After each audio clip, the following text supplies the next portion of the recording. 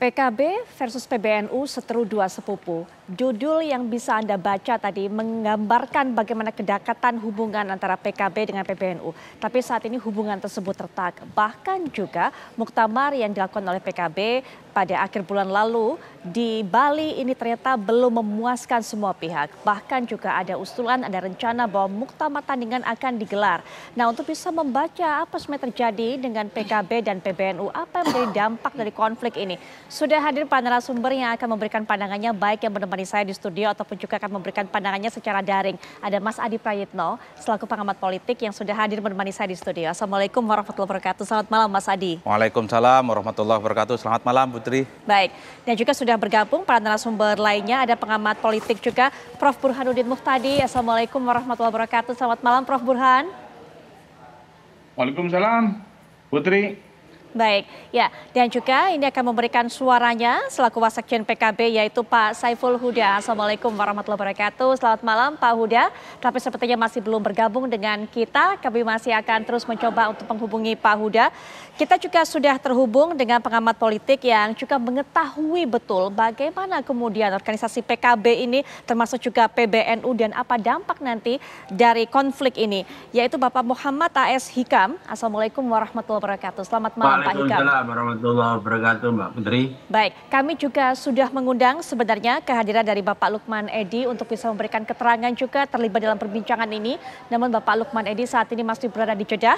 Kami juga menghubungi Bapak Abdul Malik Haramain, kemudian juga Bapak Abdul Qadir Karding, tapi kemudian yang bersangkutan masih belum bisa bergabung untuk bisa memberikan pandangannya. Kami akan mendengarkan bagaimana pandangan dari Mas Adi, Prof. Burhan, kemudian juga Pak Hikam mengenai hal ini. Pak Hikam terlebih dahulu, bagaimana sebenarnya memandang akar dari konflik ini? Apakah memang betul dari perseteruan pribadi sebenarnya yang kemudian terseret-seret organisasi ini? Pak Hikam silakan.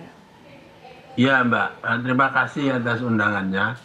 Jadi jawaban saya masih tetap konsisten bahwa memang menurut pandangan saya asal-usul dari apa yang disebut dengan konflik DPP, PKB, dan PBNU ini berakar pada persoalan-persoalan yang lebih bersifat pribadi-pribadi atau yang dimiliki oleh oknum-oknum baik di PKB maupun di PBNU ketimbang persoalan yang sebetulnya serius yaitu yang terkait dengan institusi. Tetapi seperti biasa di negeri kita ini kadang-kadang persoalan-persoalan yang mula-mula bersifat pribadi itu kemudian ada upaya-upaya untuk menginstitusionalisasikan atau melembagakan sehingga kemudian quote-unquote legitimate untuk menjadi bahan konflik yang kemudian pada akhirnya akan bisa menggoda atau memancing pihak-pihak yang lain baik eksternal maupun internal supaya konflik ini menjadi lebih besar dan kemudian bisa direkayasa dan kemudian kalau bisa sukses akan memenangkan salah satu pihak yang berkonflik tadi itu. Baik, bermula dari konflik dari para individu. Bisa ditegaskan, dijelaskan juga, mungkin Pak Hikam dikelirkan siapa individu ini yang kemudian bermain, yang akhirnya membuat organisasi ini kemudian juga ikut tersangkut. Secara umum saya kira publik terutama warga Nahdliyin dan PKB sudah tahu bahwa pihak-pihak yang berkaitan dengan konflik pribadi ini terutama tentu adalah sekjen dari PBNU Gus Ipul, kemudian Gus Ami sendiri dan juga Gus Yahya sebagai ketua umum Tanfidiyah PBNU. Dan ini kemudian menjalar ke internal yang ada dari PBNU sendiri maupun di DPP PKB. Nah inilah kemudian akhirnya upaya-upaya saling membuat semacam institusionalisasi konflik yang pada akhirnya tidak menguntungkan dua-duanya. Tapi alhamdulillah ini sudah berakhir karena ternyata DPP PKB hasil muktamar Bali kemarin sudah legitimate secara legal formal, secara politik dan bahkan juga menurut saya juga secara etik. Baik, hasil muktamar kemarin di Bali yang kemudian mengumumkan kepengurusan baru memang sudah ditandatangani, diresmikan juga oleh Kemenkumham, begitu Prof. Burhanuddin. Kabarnya begitu. Betul. Betul Pak Hikam. Nah Prof Burhan, tapi kemudian masih ada pihak juga untuk berupaya ini menyelenggarakan adanya muktamar tandingan. Tapi kalau kita dengarkan Gus Yahya tidak menghendaki disebut sebagai muktamar tandingan, melainkan muktamar lagi. Bagaimana pandangannya Prof Burhan? Ya saya setuju dengan Bung Ais Hikam ya, bahwa ada persoalan personal yang melibatkan terutama Gus Yahya dengan Caimin. Dan itu bisa kita telusuri cukup panjang karena kita tahu Gus Yahya sangat dekat dengan Gus Dur, beliau salah satu juru bicara Gus Dur, ya. Kemudian Caimin terutama konfliknya dengan PKB Gus Dur itu masih menyisakan luka terutama di kelompok loyalis Gus Dur. Dan kalau kita lihat hasil muktamar Lampung sebelumnya itu terlihat sekali.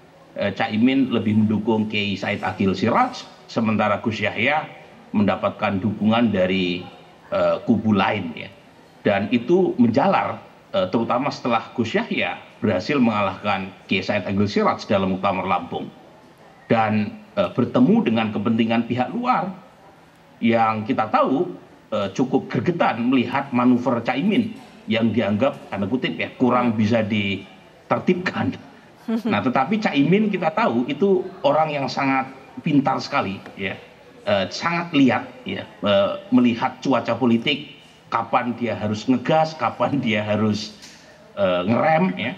Memang dalam konteks Pilpres 2024 kemarin, ya, beliau dianggap kurang taat pada kesepakatan koalisi pemerintahan Jokowi dengan mendukung Anies Baswedan. Tetapi setelah Pilpres dan Pileg selesai, Caimin pintar sekali bermanuver untuk kemudian tarik ulur dan menunjukkan tanda kutip ya loyalitasnya kepada Pak Jokowi dan kepada Pak Prabowo yang akan melanjutkan tongkat estafet pemimpinan nasional terutama pasca Oktober. Itu ditunjukkan terutama ketika Caimin itu tidak mendukung Anies Baswedan meskipun DPW PKB Jakarta sudah mengeluarkan rekomendasi mendukung Anies Baswedan. Termasuk dalam soal-soal strategis lain, kedatangan Caimin dalam acara-acara besar koalisi Indonesia Maju, termasuk terakhir di acara Rapimnas Partai Gerindra, itu seperti memberikan semacam sinyal kepada Prabowo bahwa PKB di bawah Caimin tidak akan menjadi anak nakal lagi. Dan karenanya saya tidak kaget Putri kalau kemudian Kumham ya di bawah menteri yang baru yang notabene adalah kader Gerindra itu menerbitkan pengesahan muktamar Bali yang meneguhkan sekali lagi kepemimpinan Caimin dengan backup baru yang tak kalah kuat yaitu Kiai Haji Ma'ruf Amin. Baik, dengan disahkannya kepengurusan baru ini, apakah artinya sudah tertutup peluang bagi pihak-pihak yang berseteru berseberangan untuk mengadakan muktamar tandingan? Karena kalau kita tahu memang rencananya tanggal 2-3 September, tapi hingga saat ini juga masih mundur. Mas Adi nanti bisa berikan pandangannya, tapi setelah jeda berikut ini kami segera kembali.